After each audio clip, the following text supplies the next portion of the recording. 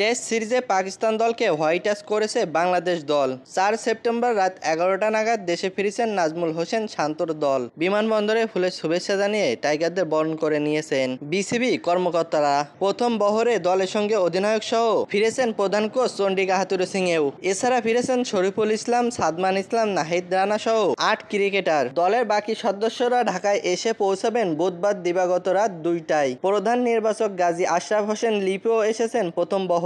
দেশে ফেরার পর প্রথমে ক্রিকেট অপারেশনের সহকারী ম্যানেজার শাহরিয়ার নাফিস বিমানবন্দরে রিসিভ করেন ক্রিকেটারদের। এরপর বিসিবি পরিচালক আকরাম খান, ফাহিম সিনহা, নাজমুল আবেদিন ফাহিম এবং ইফতেখার রহমান মিঠু ফুল দিয়ে বরণ করে নেন ক্রিকেটারদের। টেস্ট স্ট্যাটাস অর্জনের ২৪ বছর পর পাকিস্তানের বিপক্ষে প্রথম টেস্ট ম্যাচ ও সিরিজ জিতেছে বাংলাদেশ। প্রথম টেস্টে ১০ উইকেটের বিশাল জয়ের পর দ্বিতীয় টেস্টেও স্বাগতিকদের পাত্তা দেয়নি টাইগাররা। রাওয়ালপিন্ডিতে বাংলাদেশের জয় নিশ্চিত হওয়ার পর টাইগার কাপ্তান নাজমুল হোসেন শান্তকে ফোন করে শুভেচ্ছা জানান অন্তর্বর্তীকালীন সরকারের প্রধান উপদেষ্টা ডক্টর মোহাম্মদ ইউনূস। ফোন আলাপের বিষয়টি নিশ্চিত করেছে প্রধান উপদেষ্টার প্রেস উইং থেকে জানানো হয়। দেশে ফেরার পর ক্রিকেট দলকে সম্বর্ধনা দেবে সরকার।